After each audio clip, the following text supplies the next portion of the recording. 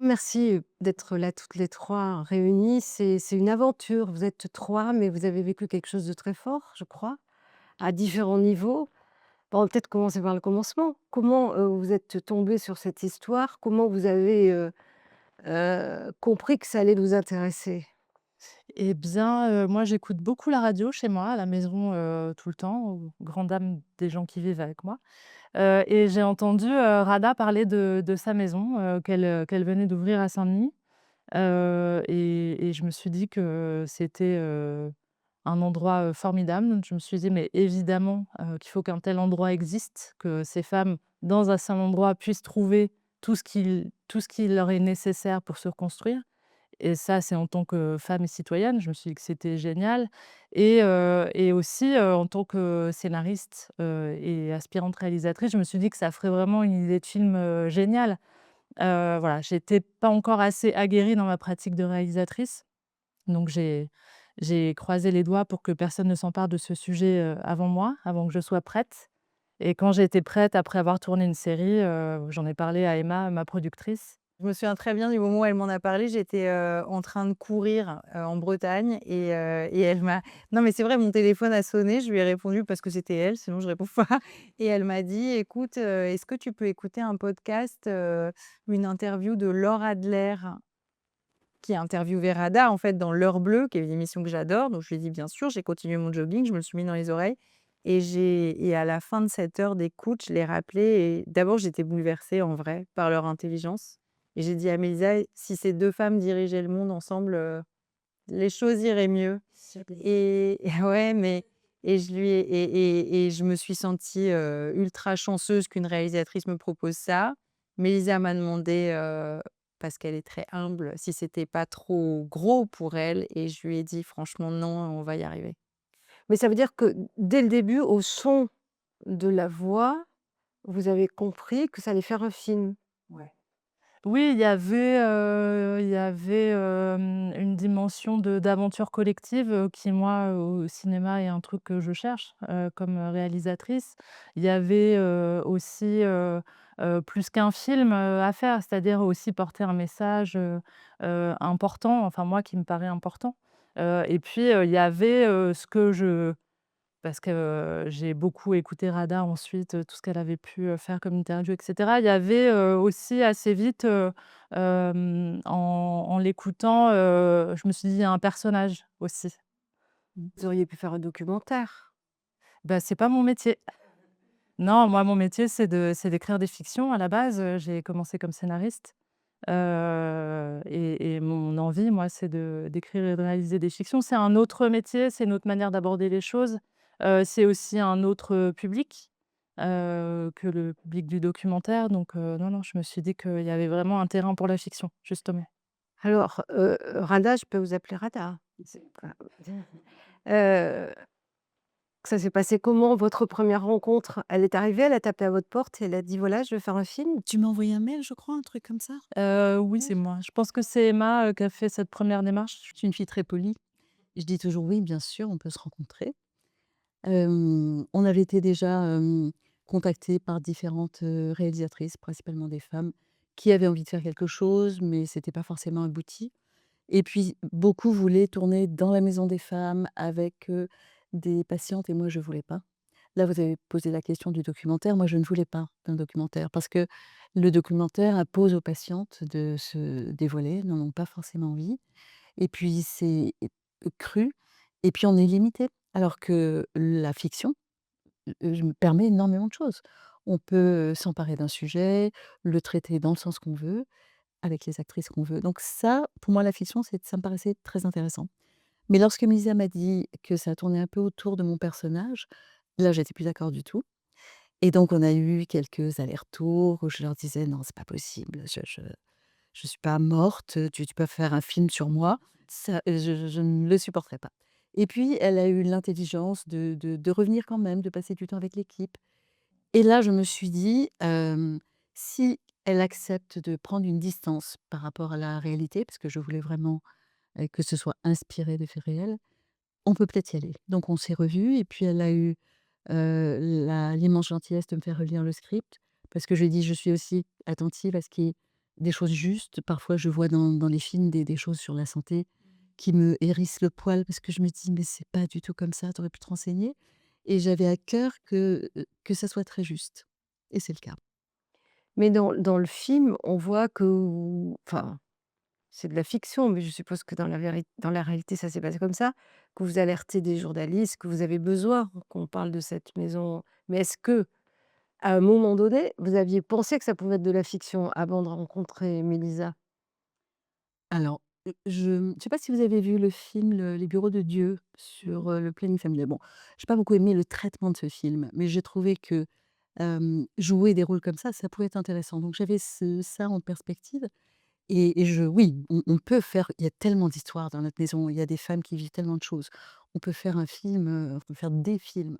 Ça me paraissait, tout à fait envisageable. En revanche, un film sur moi, non, ça ne me paraissait pas du tout un sujet.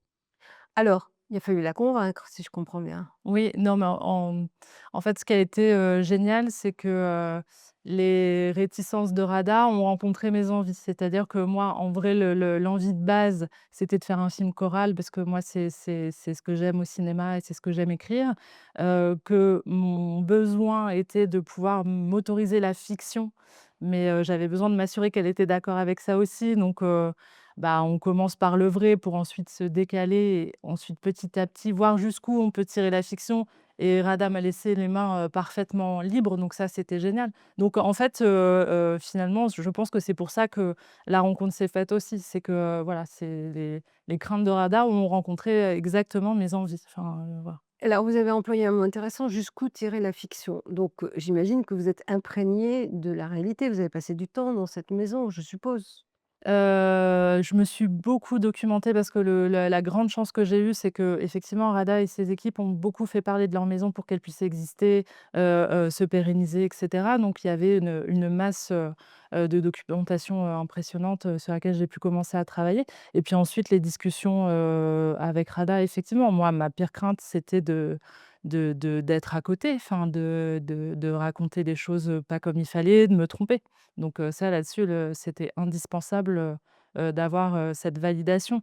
Ensuite, moi j'ai choisi de ne pas rencontrer de patientes de la Maison des Femmes. J'ai lu des témoignages, voilà, je les ai vus dans des reportages, dans quelques documentaires qui ont pu être faits et cetera.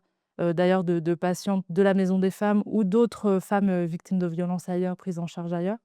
Donc ça a été aussi une source, d'inspiration forcément.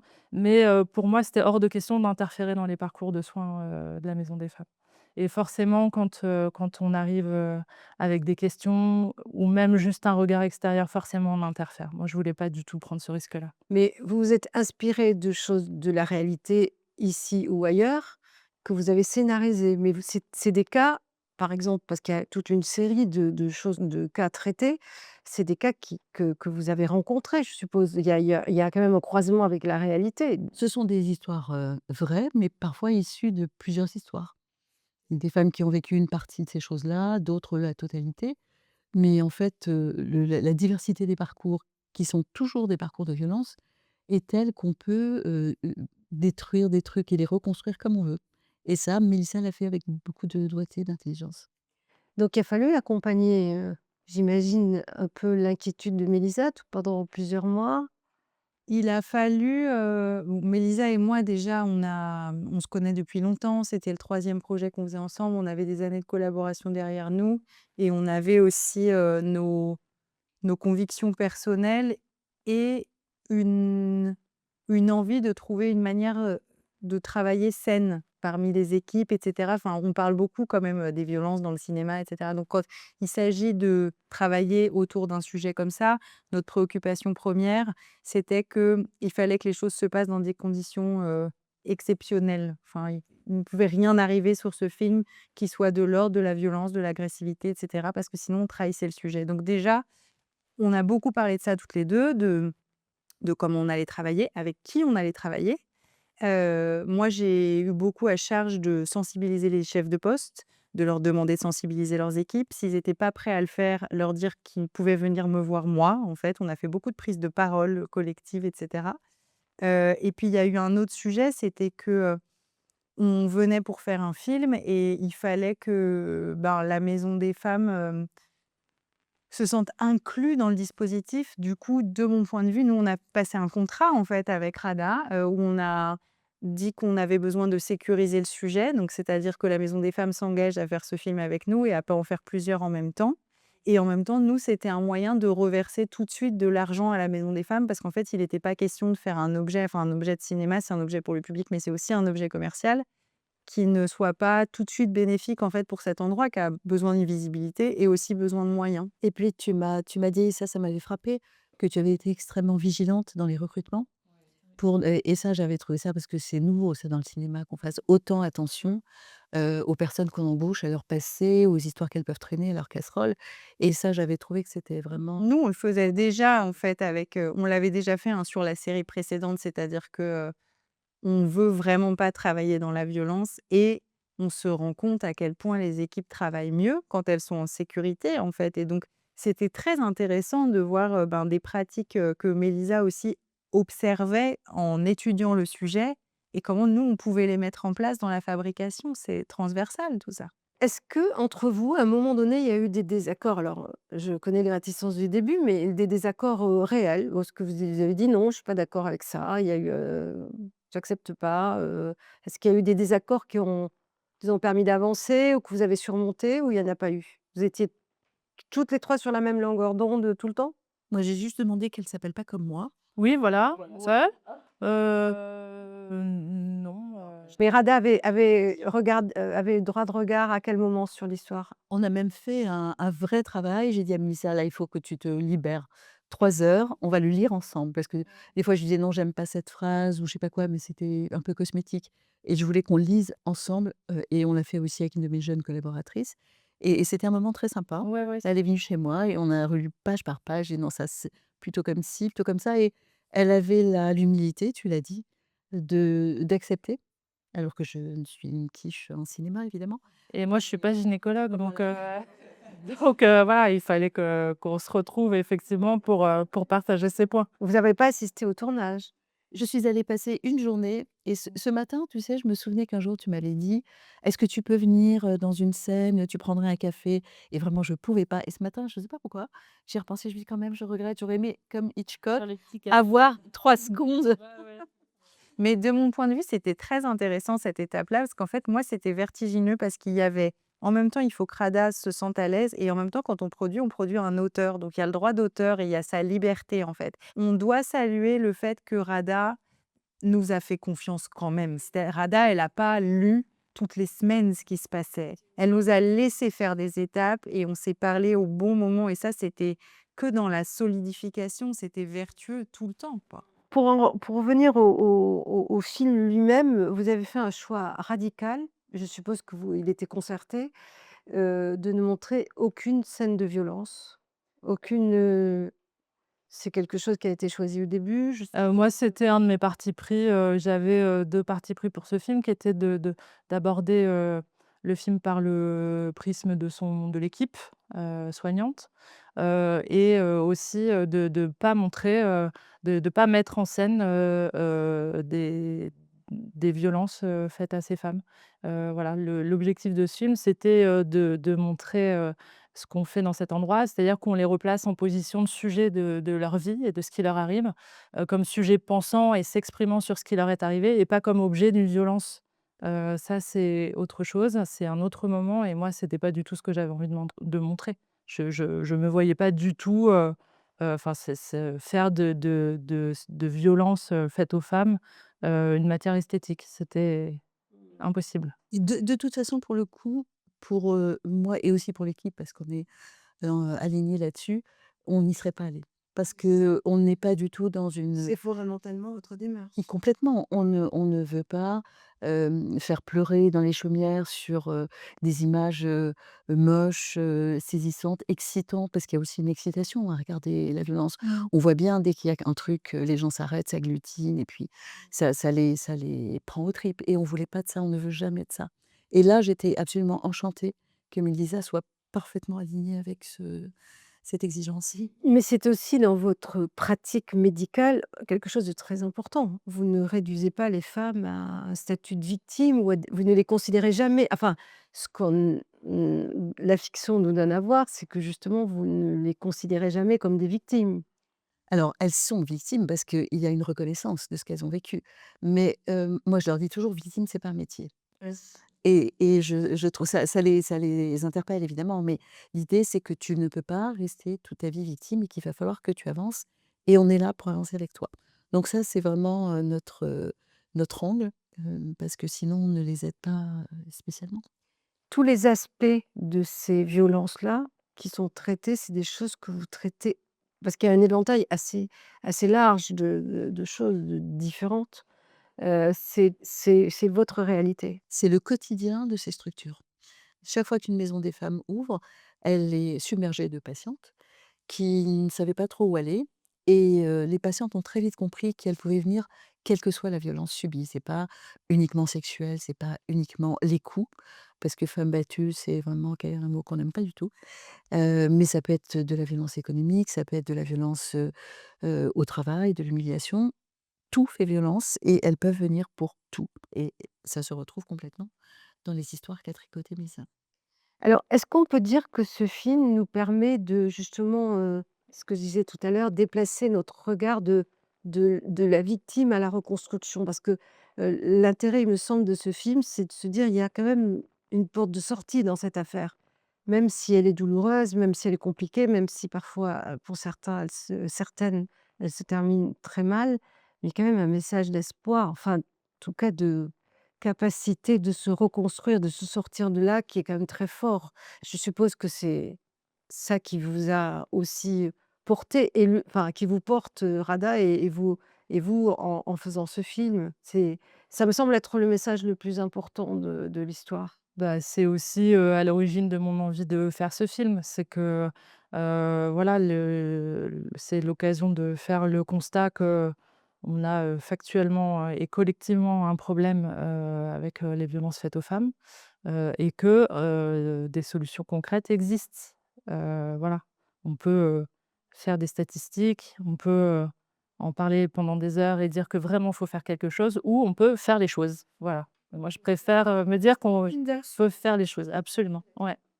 Tout ce que vous venez de dire là, moi, en fait, ce projet, je l'ai vu, comme un cheval de Troie pour aller vers le public avec ce sujet-là. C'est-à-dire le prisme qu'elle avait choisi de ne pas montrer les violences faisait qu'enfin on allait écouter la parole des femmes. Le prisme de partir d'une équipe, hyper engagée, énergique, enjouée, qui remettait de l'espoir, ça allait faire que les gens n'allaient pas sortir de là en étant désespérés, mais en se disant: «Action» et en fait, et là, on est au festival du film politique. Enfin, moi, je crois que voir des films, ça peut faire bouger les gens et parfois même plus voir un film que voir un documentaire. Parce que un documentaire, on peut se sentir, intellectuellement pas prêt pour voir un documentaire ou c'est une autre approche que j'adore aussi. Mais là, c'est un vrai film pour tout le monde qui peut parler à tout le monde et on le voit sur les toutes premières petites projections qu'on a fait. Il libère la parole, il y a des femmes qui se mettent à parler, il y a des femmes qui disent qu'elles vont emmener leurs filles, il y a des hommes qui témoignent également. Moi, je crois que ça peut faire beaucoup de bien un film. Alors les hommes justement, donc dans l'équipe, un seul homme. Dans le film. Dans la vraie vie? Mais non, en fait, il y a aussi Ah non, ils ont Jean-Charles. Ouais. l'énergie qu'administrateur. Et dans la vraie vie, non, il y a des moments où on avait 4 ou 5 hommes. Mais, il y a 2 biais dans ce problème. Le premier, c'est que dans la santé maintenant, c'est 80 de femmes, médecins, 98 d'infirmières, donc, forcément, il y a beaucoup plus de femmes. Et puis dans cette thématique, les hommes, ils viennent, souvent à reculons. Parfois, ils en font leur cheval de bataille, certains, mais plus rarement. Et je le vois notamment dans les formations. On organise des formations 2 fois par an. Il y a 150 personnes. Les bonnes années, on a 3 hommes. Les mauvaises, on n'en a pas ou moins. Et ça, c'est quelque chose qu'il faut absolument, renverser cette, Justement, on parlait du regard, ce film peut aider peut-être aussi à ça, mais il y a qu'un seul homme, enfin, soignant. oui, mais parce que c'est aussi la réalité de l'hôpital. Oui, c'est ça. Ouais. Mais non, il faut que les hommes, arrêtent de penser que c'est un problème de femmes et que puisque eux n'ont agressé personne, enfin c'est ce qu'ils pensent, eh bien, ils ne sont pas concernés. Et ce qui est bien dans ce film, c'est que c'est pas un film à charge. Et donc un homme peut tout à fait se dire: «Oui, en fait, je pourrais aussi m'occuper de ça, ce n'est pas honteux, elles sont pas en train de me critiquer». Bien sûr, la plupart des violences, sont commises par des hommes. 99 des auteurs, sont des hommes et ils sont en prison. Donc les statistiques sont cruelles. Je ne vais pas vous faire raconter toute l'histoire, mais je voudrais savoir quelle est la chose la plus difficile qui vous a été donnée de faire quand vous avez créé la première maison en 2016? À moi? Je sais pas. Bah, le plus difficile, c'était de faire exister un sujet qui n'existait pas. Et ça, c'était compliqué parce que lorsqu'on allait demander de l'argent au pouvoir public, ils nous expliquaient que, bah, bien sûr, on s'occupait des femmes puisque, il y avait des maternités, il y avait des services de gynécologie et ils ne voyaient pas où était le problème. Et lorsqu'on allait voir les boîtes privées, bah, on n'avait au début pas grand-chose à montrer. Donc il fallait vraiment que, les grosses entreprises, du CAC 40 qu'on sollicitait, nous fassent confiance sur un projet et ça, c'était assez difficile. Il a fallu, des trésors de patience, de diplomatie, mais on le voit dans le film, c'est très bien montré. C'est très bien montré. Ah oui. Mais ce qui est beau, c'est que presque 10 ans après, quand on a voulu financer le sujet de ce film, on a eu des oreilles tendues très vite. Le travail, il a quand même avancé. On était capable du coup, parce que ça avait été mis en place, de vraiment expliquer ce que c'était et là, tout d'un coup, on nous disait: «Mais c'est génial comme idée, ce lieu transversal, ah oui, il faut le faire». Enfin, voilà, il y C'est avait vrai. voilà. Il y a une scène qui est très chouette, c'est quand, Karine Viard présente devant un conseil d'administration, son projet et que, bah, clairement, ça percute pas et cette scène, je l'ai vécue avec ma Ah oui. directrice, qui est allée voir le film et qui m'a appelée pour me dire, combien ça lui avait rappelé ce moment-là. Ça, c'est terrible parce qu'on prépare, on a l'impression que la qualité de nos diapositives va emporter le sujet, on est au taquet, on donne tout et puis devant nous, on a, bah, là, cette fois-là, on avait, je sais pas, 15 mecs en costard, 2 femmes, flop total. J'adore cette scène. Donc, mais est-ce que vous avez vraiment le sentiment que les choses ont avancé? Parce que vous dites ça a avancé, OK, mais il y a aussi le pouvoir public, il y a aussi, si on écoute, mais est-ce qu'on agit? On écoute plus, mais est-ce qu'on agit?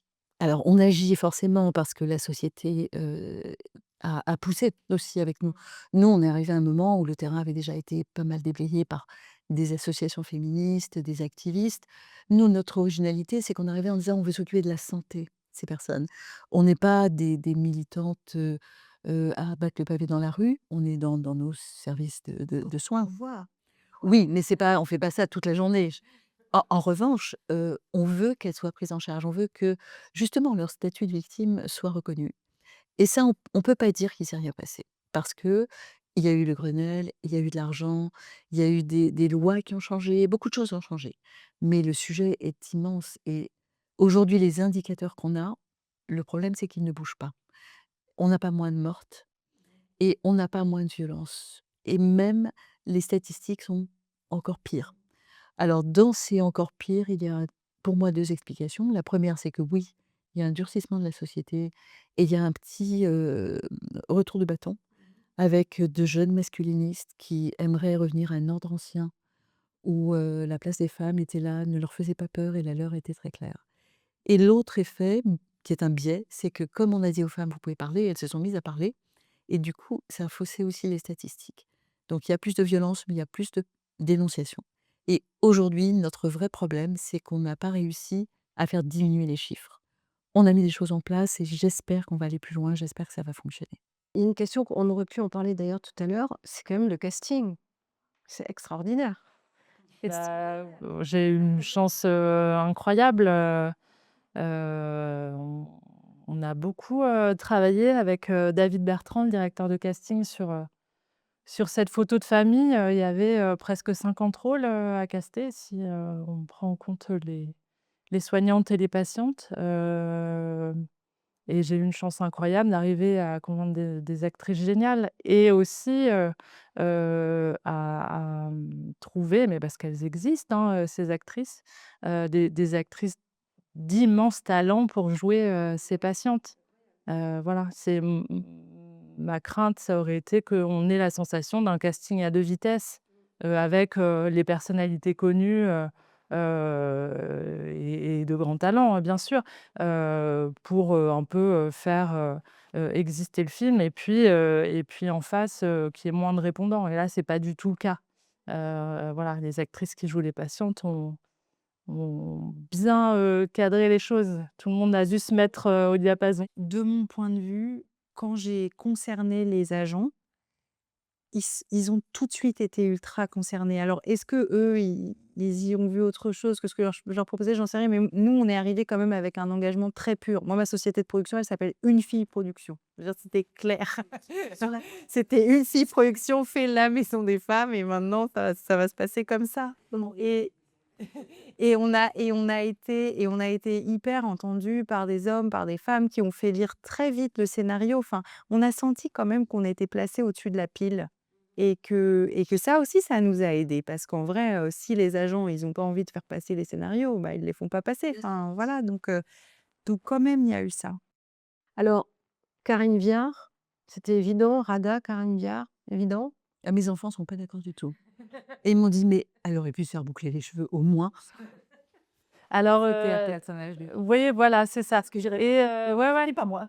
Et d'ailleurs, Karine y tenait. C'est-à-dire que, par exemple, on lui a proposé de te rencontrer et tout avant le tournage, voilà.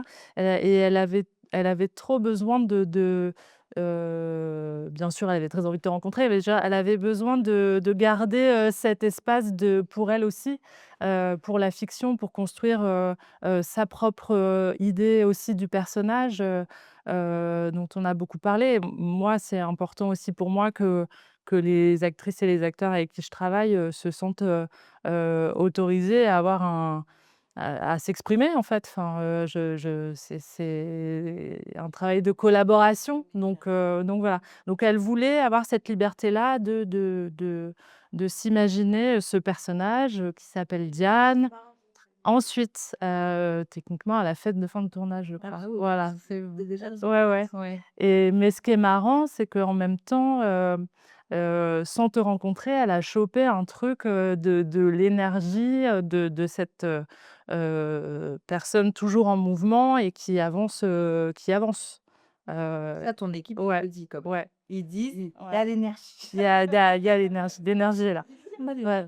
Est-ce qu'elle a eu peur que dans sa, filmographie, je sais pas comment on dit, ça soit un peu en décalage, que ça lui nuise? Ou est-ce que elle s'est posé ces questions-là? Non, ça a été très simple, elle a lu le scénario, on s'est rencontrés, j'étais rouge pivoine, parce que vraiment, voilà, c'est un exercice difficile pour moi que de rencontrer, des gens que j'admire en plus et j'avais très envie qu'elle vienne faire le film, donc j'étais très impressionnée et elle m'a détendue tout de suite et voilà, je pense qu'elle m'a trouvée un peu hurluberlue, mais dans le bon sens apparemment et en tout Non, cas, sérieuse, je pense. Elle non, c'est pas ça. C'est pas ça. Non, c'est juste que Mélisa est quelqu'un de très discrète et qui est, comme elle le dit parfois au début, à l'économie des mots. Donc elle parle quand elle a quelque chose à dire et sinon elle ne parle pas. Et au fur et à mesure, Karine, s'est pris d'une grande admiration pour Mélisa et le fait que c'était un être franc, comme Karine l'est d'une autre manière en fait et Karine respecte beaucoup ça, la personnalité des gens et quand elle a vu le film et tout, moi, je me souviens, à un moment, elle m'a appelée, elle a éclaté de rire et elle m'a dit: «Oh bah, disons, on l'avait pas vu venir celle-là, elle a fait un film génial et tout» et en fait, elle était méga enthousiaste mais elle l'a senti aussi. Elle est venue tout de suite, elle a trouvé que le scénario, il était formidable, elle a tout donné et d'ailleurs, Karine, il y a un truc qui est génial avec elle, c'est qu'elle va le dire elle-même aussi, mais heu, elle dit qu'elle a beaucoup changé sur sa vision de son travail, de sa pratique dans son travail et aussi de sa vision du féminisme en travaillant avec nous, en fait et ça, c'est génial. Mais est-ce qu'il y avait, une sorte d'engagement militant de sa part en acceptant ce rôle? Elle à la base, elle vient, parce que, elle aime le scénario et qu'elle a envie, de ce personnage. C'est sa première préoccupation et moi en tant que, réalisatrice, je trouve que c'est une saine préoccupation. Enfin, voilà, si elle était venue en se disant, ce sujet enfin, ce message, j'ai envie de le porter, mais bon, le scénario, bof, la réal, bancal, mais j'y vais parce que j'ai envie de défendre ça, ça m'aurait un peu C'est le scénario. enquiquiné, j'ai l'impression. Oui. Et le scénario, il était génial. Ça, faut quand même le dire, dans le recrutement des actrices, et cetera. Mélisa, elle a une qualité de travail et d'écriture exceptionnelle, vraiment. Donc en fait, à partir du moment où il y a un scénario qui est très solide, un sujet qui est très solide, il y avait Rada pour l'aider à affiner la justesse, et cetera. En vrai, quand on l'envoyait le scénario, ça allait vite. Il y a beaucoup de choses très intéressantes évidemment, de toutes ces femmes, victimes de violences, mais il y a aussi vous, les personnages, les soignants. On voit des choses de leur vie et c'est vrai que c'est très intéressant de ne pas avoir, juste, regardé comme ça sans avoir le feedback et on voit que c'est des êtres humains, ce sont des femmes qui ont des vies, pas toujours simples, mais surtout, c'est des gens qui prennent sur eux cette propre violence quotidienne. Enfin, je veux dire, il faut l'absorber cette chose-là et je trouve que c'est très, très bien montré dans le film que tout le monde est un être humain dans cette histoire et tout le monde est un peu fragilisé par la chose. Les femmes par la violence, mais vous aussi par la violence que vous avez à traiter, à réparer. C'est quelque chose à double entrée quand même. Mais absolument, c'est très connu que le fait de s'occuper de violence est une violence et que donc les équipes doivent se protéger, doivent être accompagnées, supervisées. Mais ce qui est aussi très joli dans le film de Mélisa, c'est que c'est presque une ode aux soignants et je pense qu'aujourd'hui, les soignants ne vont pas bien. Les soignants ne se sont pas reconnus alors qu'ils ont souvent et notamment pendant le covid, par exemple, beaucoup donné et aujourd'hui, je trouve que cet éclairage, très positif, c'est oui, vous êtes des humains, mais vous en faites quand même des tonnes quand il y a besoin. Il est très joli et je pense que, nos collègues vont se retrouver aussi dans beaucoup de ces histoires de vie.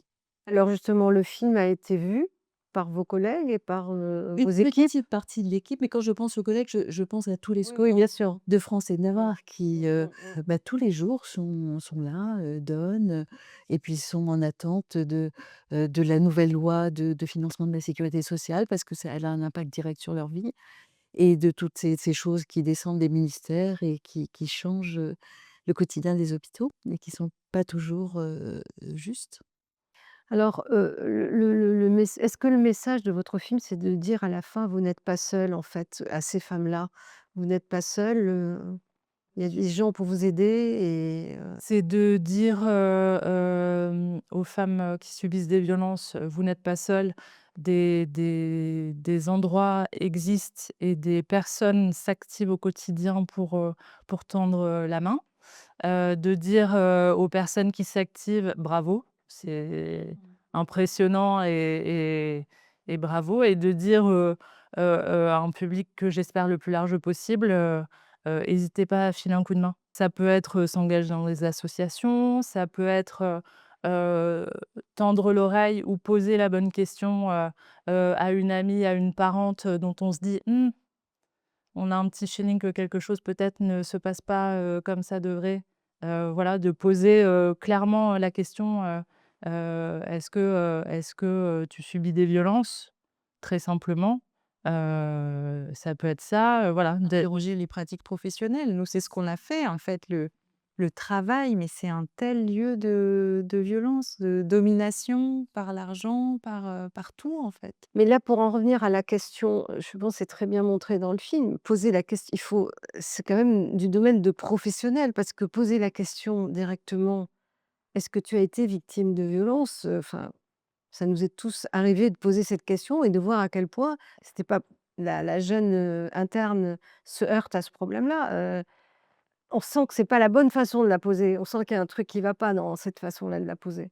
je sais pas si c'est si courant de poser cette question, dans la vie, quand on a un doute, si on s'autorise, suffisamment enfin, en tout cas, ce qui est sûr, c'est que on peut pas, répondre à une question qui a pas été posée. Donc, le 1er pas, moi, j'ai l'impression, c'est voilà, en tout cas, d'une manière ou d'une autre, de signifier que l'oreille est ouverte et attentive, heu et même dans les pratiques, des soignantes, mais même plus généralement, à l'hôpital ou auprès des sages-femmes et tout. De systématiquement poser cette question des violences, c'est rentré dans les pratiques assez récemment, finalement. On continue à former les gens. Mais je pense qu'il y a 2 façons de poser la question parce qu'il y a une approche professionnelle et puis il y a une approche, amicale, familiale et cetera. Nous, on peut y aller très clairement. On demande aux gens s'ils fument, s'ils boivent, s'ils, ils ont une consommation de drogue et dans la foulée, on peut leur demander: «Est-ce que vous avez subi des violences et est-ce que votre maman est diabétique?» et cetera. C'est normal. Une amie ne peut pas poser cette question de manière aussi, cash. Et nous, parce qu'on nous demande souvent comment je fais, qu'est-ce que je peux dire, ma sœur ne veut rien entendre, je vois bien que son mari la maltraite. L'idée n'est pas d'y aller en disant: «Est-ce que tu subis des violences?» parce que là, on va pas avoir de réponse et la personne peut au contraire, ne plus avoir envie de vous parler, mais simplement dire: «Je vois que tu ne vas pas bien, je suis là et on en parle quand tu veux». C'est ça. Ça, c'est quelque chose qui fonctionne très, très bien dans un contexte, intime. Donc il faut ouvrir la porte, il faut donner ce que Mélissa dit, oui, tout le monde peut faire quelque chose. Donner de l'argent, bosser avec une asso, donner de sa compétence. Ce qu'elle fait avec son film, en fait, c'est un cadeau qu'elle nous fait. Je l'avais pas du tout vu comme ça au début. Pour moi, c'était juste un sujet d'angoisse extrême, mais c'est fini. Aujourd'hui, pour toutes les équipes des Maisons des femmes qui accueillent des projections et qui voient que le préfet va venir, le maire va venir, le directeur de l'ARS va venir, c'est pour elles une façon aussi de montrer ce travail immense qu'elles font et d'être, plus légitime à aller demander du soutien financier. Bah, elle sait faire ça, elle fait des bons films et c'est une action politique, en fait, qu'elle fait pour nous. Et puis, il y a des gens qui sont très forts en com, qui vont nous aider à faire de la com et chacun peut apporter son expertise. Donc Mélissa, c'est un film politique, on est d'accord? Ah ben, oui et oui, oui, oui, oui, mais je sais pas, si je saurais écrire une histoire qui ait pas un fond, politique, je sais pas, mais qui porte pas, un message ou des valeurs qui me des voilà, un combat, des valeurs qui me correspondent. Oui, donc oui, absolument, oui. Non, c'était une petite provocation, mais qu'est-ce que c'est pour vous? Là, pour vous, c'est l'idéal du film politique au sens parce que le film politique, on peut l'entendre, de multiples sens. Mais là, vous avez réalisé un film qui nous amène à agir. Donc on est quand même dans un mouvement très intéressant. C'est extrêmement politique ça. Bah, des violences faites aux femmes sont politiques, donc tout ce qui peut, agiter cette question, l'est sûrement, voilà. Il a son Absolument. L'éducation, ouais. Oui, il y a une vertu très éducative dans le film. Moi, c'est un des prismes que j'aime bien. Moi, j'adore la scène où, elle lui montre la vulve et où elle lui demande si elle s'est déjà regardée et où elle explique. Moi, vous voyez, on parlait des films qui changent la donne. Moi, la première fois que j'ai vu un accouchement, c'était dans Le Péril jeune et ben, je m'en souviendrai toute ma vie parce que dans Le Péril jeune, ils regardent une vidéo d'un accouchement et ils font tous: «Ouah» et moi, je me souviens de me dire: «Oh la vache, c'est ça, quoi, c'est comme ça, quoi». C'est là que je l'ai appris, sinon j'aurais jamais vu. Donc la force de la fiction quand même là. Ce dont Ouais. on parle, c'est de la force de la fiction. Et puis moi, je crois beaucoup, au il y a c'est politique, mais moi, je crois beaucoup à une forme de cinéma que j'aime bien appeler le cinéma social populaire. C'est-à-dire que on peut parler de la société, des problématiques de la société, en ayant, un discours ouvert, en incluant tout le monde et en rendant le film accessible à tous. Comment vous allez faire pour qu'il y ait beaucoup d'hommes dans les salles de projection? Bah, non, mais moi déjà, je fais il y en a, en vrai, il y en a, il y en a aussi, dans la fabrication de ce film. On a une équipe, parfaitement paritaire, avec, des hommes, jeunes ou moins jeunes, très engagés, voilà, qui ont vraiment, pris aussi en charge, ce sujet avec moi. Donc moi, ça me rassure, la carrière du film, mais aussi sur, ce monde. Voilà, moi je pense qu'ils viendront. Je fais confiance, à l'intelligence, des gens.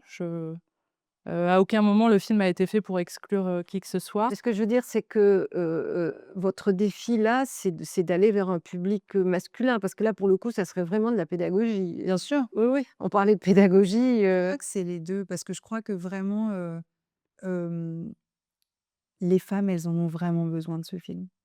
Vraiment, ça leur fait du bien. C'est-à-dire que là, quand on voit le sortir des salles, mais c'est bouleversant en vrai de voir, 6 copines qui sont venues ensemble et peut-être qu'elles vont pouvoir parler de quelque chose dont elles n'ont pas encore parlé. Encore une fois, quand on voit des mamans qui disent: «Ça va me permettre de parler avec ma fille».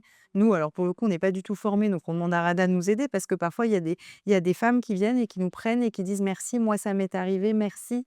Enfin des choses comme ça. Donc en fait, déjà, on va prendre le problème à l'endroit. Déjà, il faut que les femmes, elles viennent et qu'elles aiment ce film. Et après, elles vont en parler autour d'elles. Et bien sûr qu'il y a plein d'hommes très intelligents qui vont venir. Il y en a eu plein dans la fabrication de ce film. Et il y a quand même un truc qui recoupe tout ce qu'on se dit, c'est que quand on a parlé tout à l'heure du recrutement, il y a eu un truc incroyable au moment du recrutement, c'est que il y a énormément de gens, quand ils se sont retrouvés, de techniciens, d'acteurs, d'actrices, quand ils se sont retrouvés dans les entretiens avec Mélisa ou avec moi, qui se sont mis à pleurer, en fait, parce que eux aussi, ça les concernait. Donc, ce dont on se rend compte avec ce film quand on regarde les salles, c'est que dans la salle, tout le monde est concerné, soit directement, soit à 1 degré, à 2 degrés. Puis on parle des violences faites aux femmes parce que les femmes, ça dure toute leur vie. Mais parmi les enfants, il y a plein de petits garçons qui sont touchés. Et en fait, les hommes, peut-être qu'un jour, quand ils arrêteront de dissocier le petit garçon qu'ils étaient et l'adulte qu'ils sont devenus et qu'ils diront que c'est la même personne, et ben, ils diront: «Moi aussi, j'ai eu des violences sexuelles, des violences» et cetera. Donc ça, je pense que ce film-là, il peut aider à faire ce chemin-là et nous, en tout cas, on l'a vraiment vécu, quoi et on continue à le vivre et pareil avec encore une fois, moi, je suis toujours à mon petit endroit du financement, mais moi, je l'ai aussi vu avec les financiers.